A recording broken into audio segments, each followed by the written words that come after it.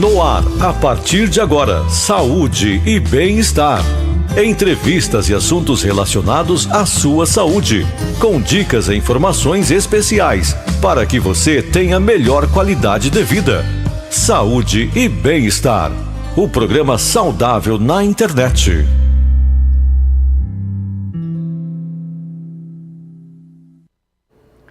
Olá, estamos chegando com o nosso programa Saúde e Bem-Estar. Esse encontro que temos todas as sextas-feiras, sempre com assuntos importantes, assuntos relevantes, para que a gente possa passar essa meia hora juntos e obtendo muitas informações. Você que nos acompanha pelo Facebook, marque seus amigos, compartilhe o nosso conteúdo, ajude a divulgar aqui a nossa programação. Se você está com a gente aí pelo YouTube, é importante você deixar o seu like, ativar aí o sininho de notificações, assim você recebe uma notificação toda vez que nós começarmos o programa e acompanha ao vivo aqui com a gente o nosso Saúde e Bem-Estar. Mas vou te convidar a se inscrever no nosso canal, Rádio Grande FM aí no YouTube. Você se inscrevendo, você tem acesso à playlist completa com todos os programas que já foram ao ar ao longo desses 5 anos aqui do nosso Saúde e Bem-Estar. Foram muitos os especialistas que por aqui passaram, dos mais diversos temas diferentes e assuntos que foram trazidos por eles. Você tem a oportunidade de rever esses programas e também compartilhar esse conteúdo. E hoje não será diferente, mais um programa especial de algo importante, de um tema bastante relevante, bastante atual,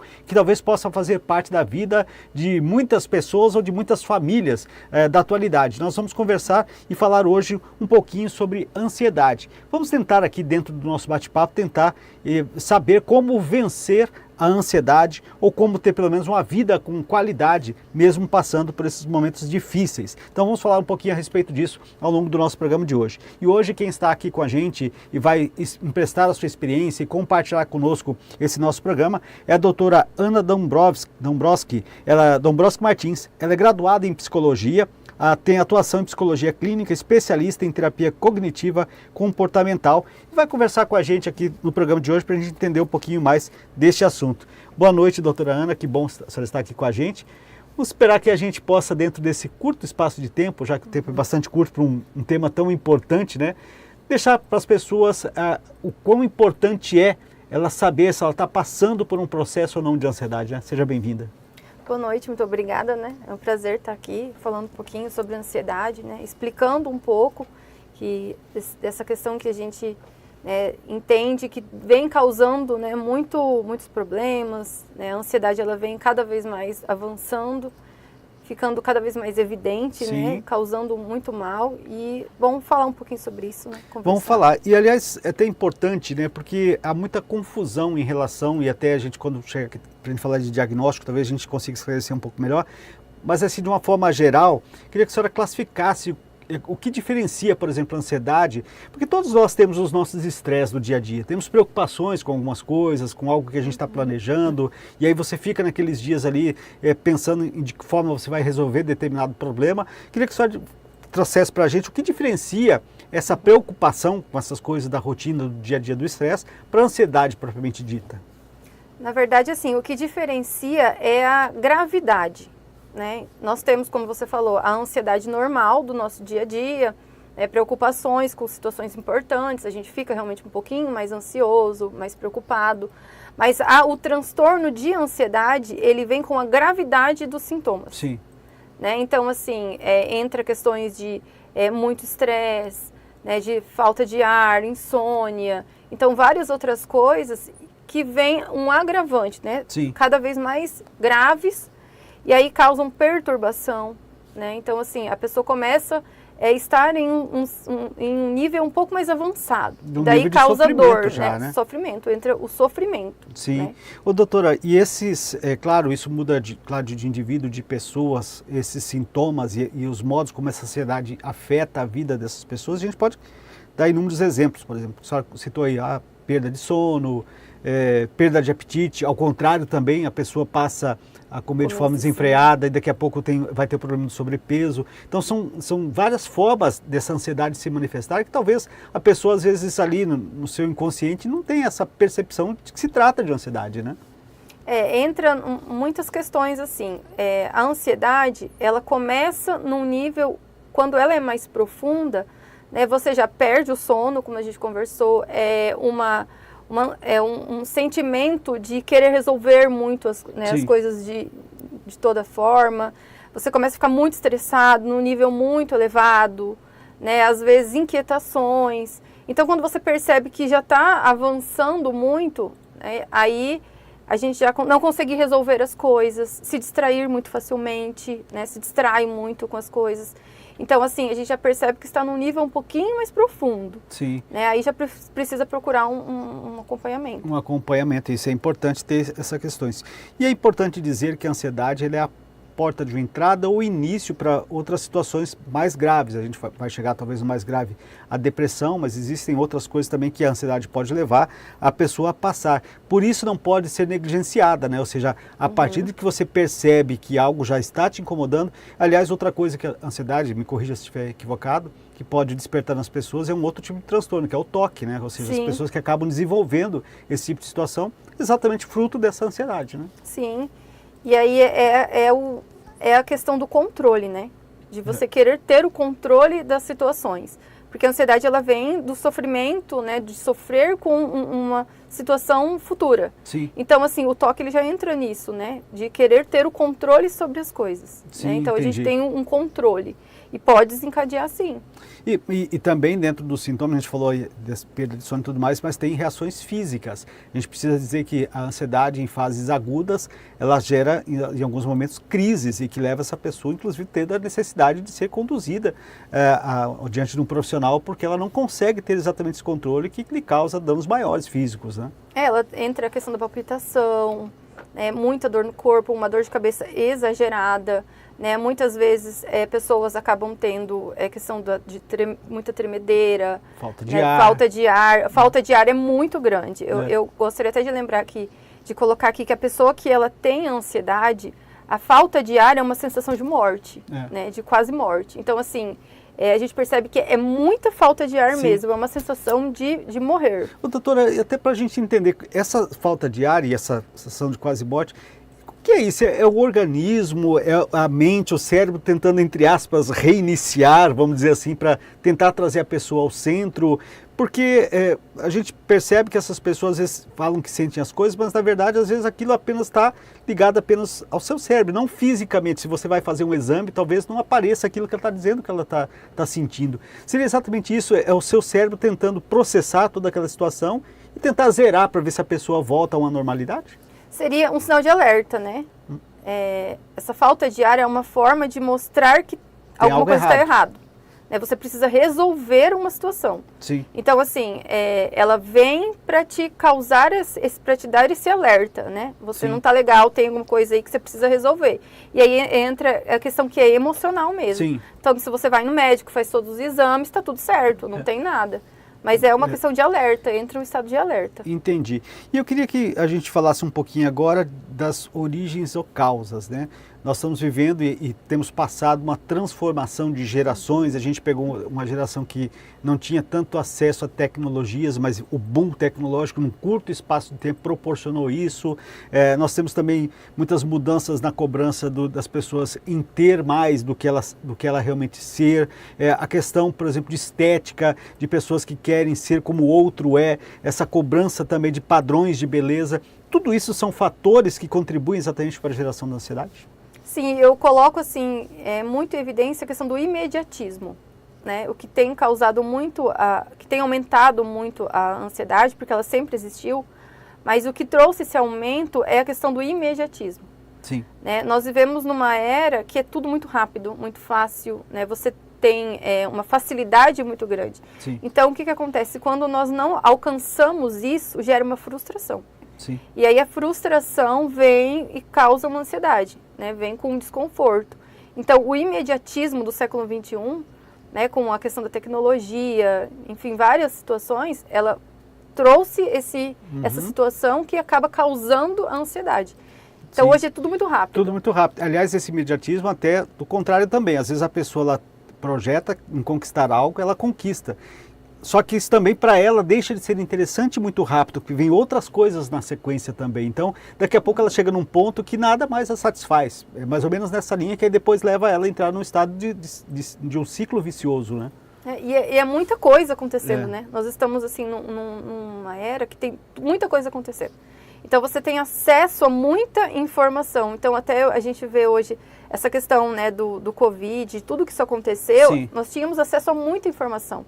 Então, isso acaba causando uma preocupação, né? Então, assim, de muita coisa acontecendo, você ter esse acesso, você se identificar e daí isso tudo gerar um pouquinho mais a questão da ansiedade. Queria, doutora, falar um pouquinho mais agora, um pouquinho da sua área do profissional, da psicologia, nesse acompanhamento. A gente falou aqui agora há pouco que as pessoas, quando chegam já nesse estágio, com raras exceções, ela consegue retomar a sua vida dentro de um padrão normal sozinha. Ela vai precisar da orientação, da ajuda de um profissional. Queria que a senhora falasse um pouquinho exatamente do trabalho do psicólogo, do profissional, exatamente de trazer essa pessoa para dentro daquilo da normalidade. Queria que a senhora falasse um pouquinho de como é a abordagem do profissional diante de um paciente nesse estágio. Sim, a minha abordagem clínica, né, é a terapia cognitiva comportamental, que é a TCC. Qual é o trabalho da TCC, né? É exatamente mostrar ao paciente qual é a realidade dele, né? Porque com a ansiedade a gente sofre muito com possibilidades. Sim. Então, as técnicas da TCC, ela vai te ajudar a entender o que está acontecendo e a trabalhar com aquilo que é real. Sim. Né? Então, você vai ajudando o paciente a entender o que está acontecendo, a entender o que é real, o que não é, né? O que realmente está acontecendo na vida dele, o que não está acontecendo. E aí ele vai conseguindo, assim, entender e voltar para uma normalidade, né? Voltar realmente para o que é real ali na vida dele, naquele momento. Sim. Entendi. Aí, dentro dessa questão de realidade, até voltando daquele sentido da ansiedade ser o caminho para outras coisas mais graves, por exemplo, uma pessoa que às vezes não vive a realidade dela, ela vive uma realidade paralela e daqui a pouco volta, é chamada bipolaridade. Ela fica flutuando entre aquilo que é real e aquilo que não é real. Esse talvez seja o paciente mais grave de ser tratado, porque ele acaba pesando para ele aquilo que para ele é mais confortável. Talvez viver, entre aspas, em algo que não é real, para ele possa trazer mais conforto. E trazer isso de volta é sempre mais complicado, né? Sim, é mais complicado, porque assim, a gente vai mostrar para o paciente, né? Olha, são esses choque fatores. De realidade, né? E aí, às vezes, o paciente ele tem essa dificuldade, né, de entender o que é real e o que não é. E porque entra exatamente a questão do comodismo. Para ele é bom algumas situações serem fora reais. que a realidade para ele está distorcida, ou seja, de repente aquilo que é algo para a gente não faz parte de uma realidade comum, ou até da vida, do momento em que aquela pessoa está, para ela, aparentemente, parece ser essa realidade. E por isso talvez que ela haja de forma compulsiva, né? Sim, aí é onde a gente mostra, né, com detalhes da realidade dele, vai mostrando fatores, a pessoa vai fazendo com que o paciente entenda realmente qual a realidade dele. Sim. E aí ele mesmo vai compreendendo, porque o nosso papel é mostrar para ele, auxiliá-lo. Ou seja, então dentro disso tudo que a gente está conversando aqui, por exemplo, a ansiedade, ela se dá exatamente por conta nós somos afetados pelo ambiente, pelo nosso meio. Geneticamente, não existe nada que se comprove alguém herdou ansiedade do pai, da mãe, ou existe algo nesse sentido? Podem existir sim fatores genéticos, né? Só que assim, o que acontece? O fator ambiental vai facilitar. Então assim, ele tem um fator genético, porém, se o ambiente dele for um ambiente mais tranquilo, pode ser que não desencadeie. Né? Então assim, ele precisa do ambiente também. Sim. Né? Então, às vezes, conflitos internos, conflitos familiares, né? Conflitos no meio de trabalho, pode facilitar, desencadear a ansiedade. Mas, às vezes, tem pai e mãe que tem, ou um parente mais próximo, e a pessoa não desencadear. Sim. Ela conseguir lidar com a vida dela de uma forma mais tranquila. Sim. Doutora, vamos tentar falar um pouquinho, olhar um lado positivo, ou seja, todos nós vivemos situações de estresse, situações que nós somos muito cobrados, a gente também faz os nossos planos, nós vivemos todos os dias com frustrações e com conquistas, isso faz parte da vida de qualquer ser humano e nós somos feitos desta forma. Existe alguma forma da gente, de uma forma preventiva, trabalhar no nosso dia a dia para evitar, de repente, quando você menos esperar, estar inserido dentro de um processo de ansiedade? Tem como você driblar uma situação como essa? A gente aconselha hoje ter uma vida mais tranquila, mais equilibrada, né? Começar a trabalhar a questão dos seus sentimentos, das emoções. Aconselha-se muito também a questão da atividade física, né? Estar praticando uma atividade física e cuidando dos seus pensamentos, né? Sim. Cuidando dos seus relacionamentos. Então, assim, é esses cuidados que nós Sim. temos que ter hoje em dia, ter essas formas de prevenir. Então, assim, a forma como você lida com Sim. os problemas, com a sua vida, né? Vai ajudar você a conseguir lidar com uma ansiedade futura. Sim.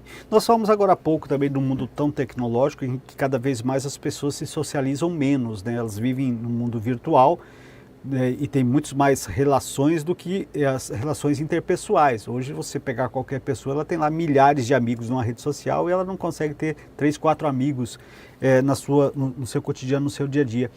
É importante também a gente manter essa socialização. Os seres humanos foram feitos para viver em sociedade, né? Sim, é importante a socialização, né? Você ter um núcleo de amizades, né? Saudáveis, tranquilos, só que a gente tem que cuidar também com a comparação, né? Sim. Mas é muito importante ter um nível, né, tranquilo de amizades, observar os seus amigos, né? E cuidar para não se comparar muito, né? Tudo isso é importante. Amigos que te levam para um bom caminho, Sim. que, né, te ajudam, te auxiliam, que estão com você ali em todos os momentos, isso é muito importante também. Ou seja, o processo de seletividade em relação ao nosso meio vai também te ajudar nesse direcionamento. Eu queria que você falasse também, a pessoa está passando por um processo como esse, está enfrentando um problema como esse, a importância da família, né, dentro desse processo junto com o profissional, porque o paciente vai até o consultório, ele recebe lá as suas orientações, os seus encaminhamentos, mas ele volta para casa, né? Então eu queria que você falasse da importância exatamente lá dessa base onde essa pessoa está dentro desse processo de recuperação.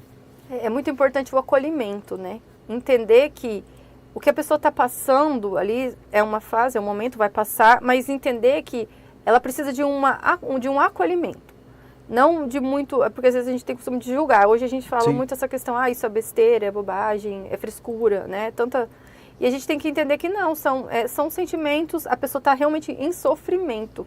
E ela necessita de um apoio, né? É bem como você falou, ele vai no consultório, ele faz a terapia, ele conversa, ele é acolhido, né, toma a medicação correta. E aí ele chega em casa no local onde é um espaço seguro, é um local onde ele precisa respirar, né, ele consegue ser ele mesmo.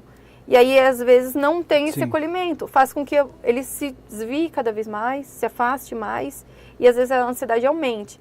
Então a família ela precisa apoiar, acolher, entender que é um momento, é um transtorno, que isso vai ser trabalhado, ele vai ter os momentos altos e baixos, mas ele precisa de um Sim. acolhimento da família.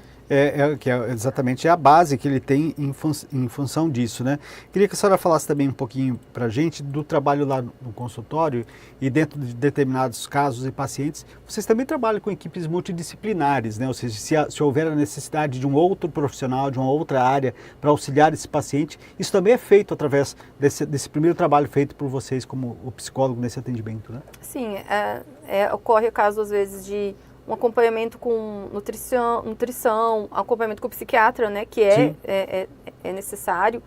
É uma equipe que vai auxiliar o paciente, né? Sim. Então, assim, vai estar sempre ajudando, sempre apoiando. Então, às vezes, assim, necessita de acompanhamento com nutricionista, acompanhamento com fisioterapeuta, né, com toda uma equipe para fazer com que o paciente se sinta bem, Sim. bem acolhido. E uma melhor qualidade de vida, pelo menos enquanto estiver fazendo esse tratamento, ele também precisa ter essa qualidade de vida. A senhora falou da questão do psiquiatra e agora há pouco a senhora falou da questão de medicamento, né?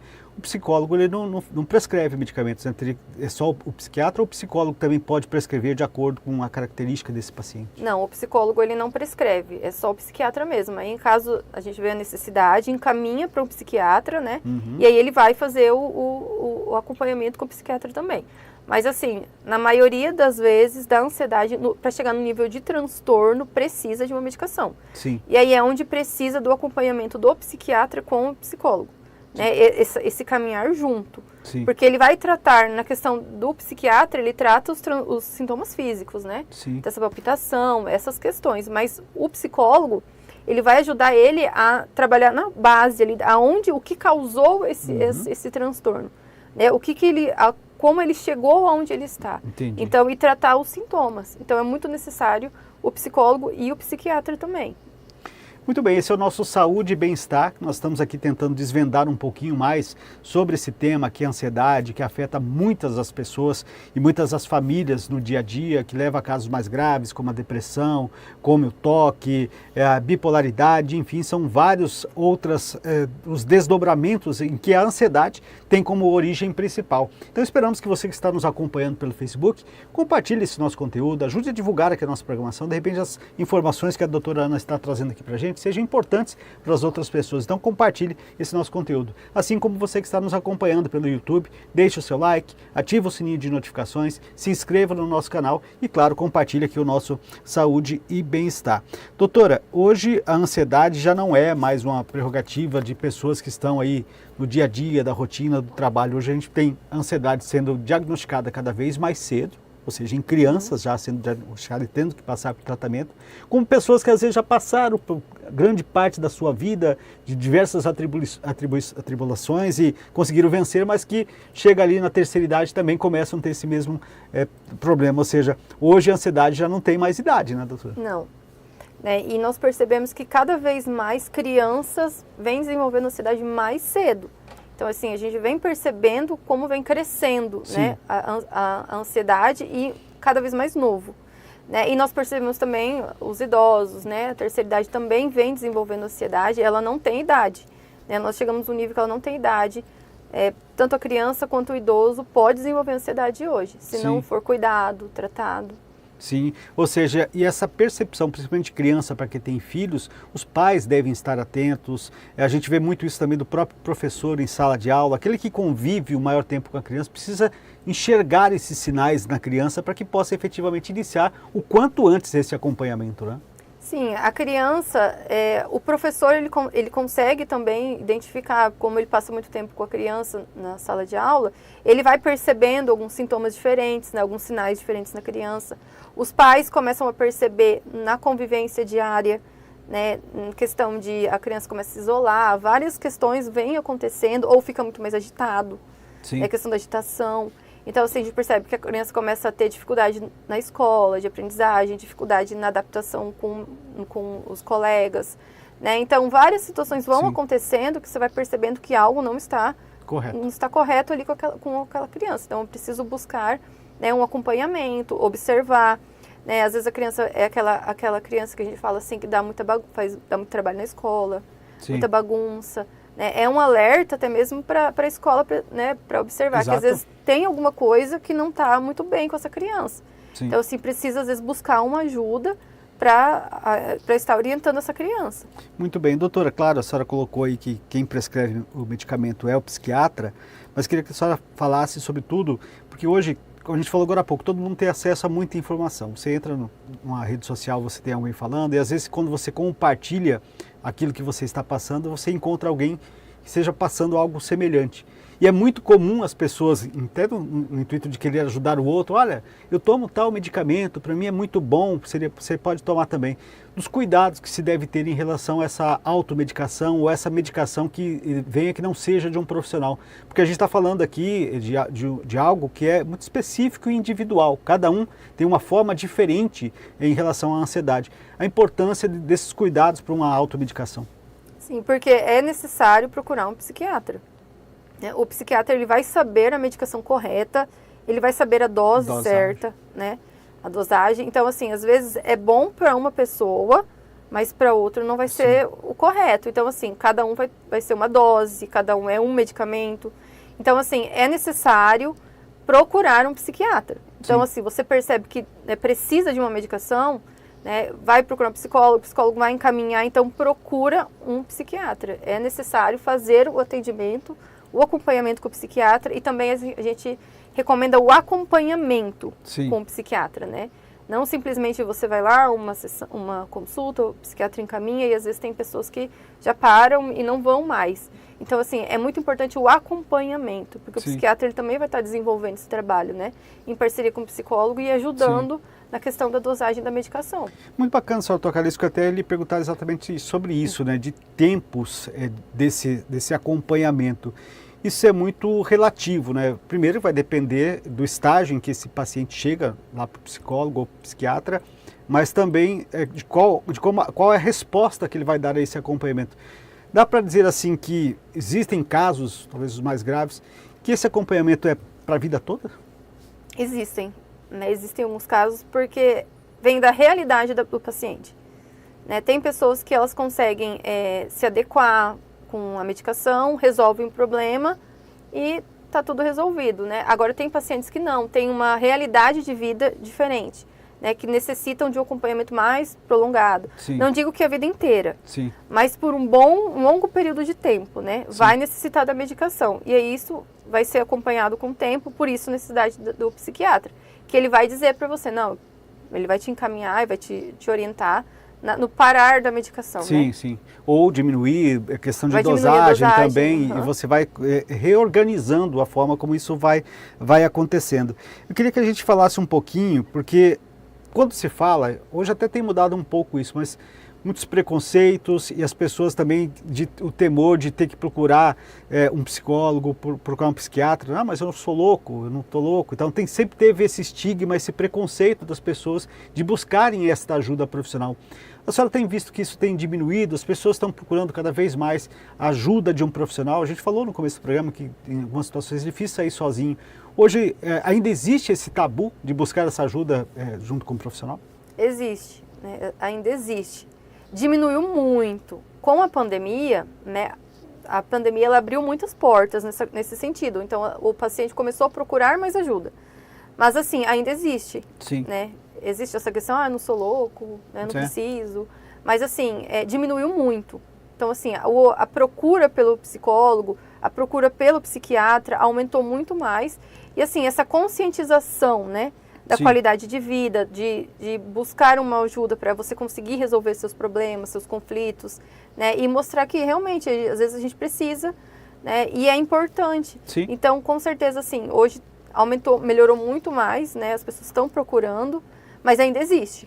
Sim.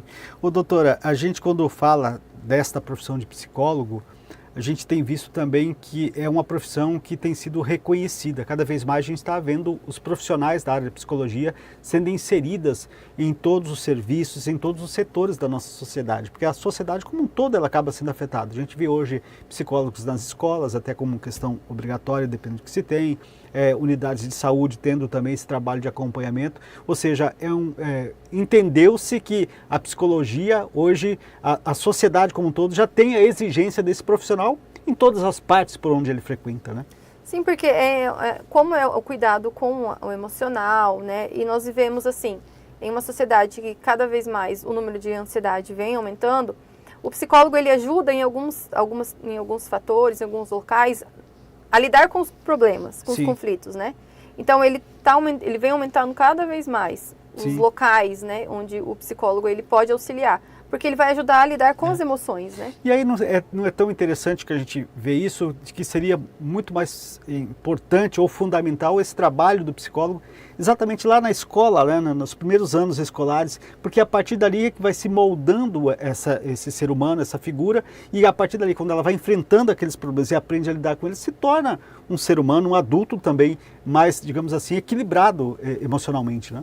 Sim, e seria importante assim, o acompanhamento com as crianças, né, nos Sim. anos iniciais e com a família, Sim. né, também. É importante assim, trabalhar a questão da família junto com essa criança. Porque a gente disse, ela volta para casa, né? Ela volta. Se esse ambiente não tiver também alinhado com aquilo que é aprendido na escola, que é trazido na escola, acaba se perdendo isso no caminho, né? E a criança, assim, ela passa muito tempo com os pais e ela não tem essa autonomia. Então, os pais, nós vamos trabalhar com a criança, mas ela vai chegar na casa dela e vai ser tudo desconstruído. Né? Então, por isso que é importante o acompanhamento com os pais, né? Seria importante com os pais, com a família, para estar orientando os pais a auxiliarem essa criança, né? Sim. E assim encaminharem ela. Bacana, então. O que é bom passar rápido, né? Estamos aqui chegando ao final do nosso Saúde e Bem-Estar. Teríamos muitos outros pontos a serem falados e discutidos aqui, mas nosso tempo está chegando ao final. A doutora Ana terá outras oportunidades, vamos convidá-la a estar aqui novamente em outras oportunidades. Mas obrigado por estar aqui com a gente, por trazer essas orientações importantes. Tenho certeza que quem nos acompanhou vai usufruir muito bem dessas informações. Seja sempre bem-vinda aqui ao nosso Saúde e Bem-Estar. Eu que agradeço pela essa oportunidade, né, de estar falando um pouquinho sobre ansiedade e trazendo para a sociedade, né, para entender a importância de procurar um acompanhamento, uma ajuda, né, e aí estamos aí, sempre que precisar. Para finalizar, é sempre importante dizer para quem está nos acompanhando que mesmo quem esteja passando por um processo de ansiedade, não importa qual seja o estágio, é importante essa ajuda porque dá para viver com qualidade de vida mesmo enfrentando esses problemas. Né? Dá, sim. Com o acompanhamento, a gente consegue fazer com que o paciente tenha uma qualidade de vida melhor, né? Mesmo com ansiedade e consiga enfrentar algumas situações, né? Então é assim, muito importante, né? Procurar ajuda, o quanto mais rápido, melhor, e aí a gente vai trabalhando em equipe. Tá certo, então obrigado mais uma vez a doutora Ana Dombrowski Martins, ela que é graduada em psicologia, atuação em psicologia clínica, especialista em terapia cognitiva comportamental, esteve conosco aqui no Nossa Saúde e Bem-Estar. Se você esteve com a gente no Facebook, obrigado, mas compartilhe o nosso conteúdo, divulgue aqui a programação, esteve com a gente no YouTube, importante você deixar o seu like, ativar o sininho de notificações e se inscrever no nosso canal. Nossa Saúde e Bem-Estar está ficando por aqui, na próxima semana estaremos de volta. Um abraço, até lá!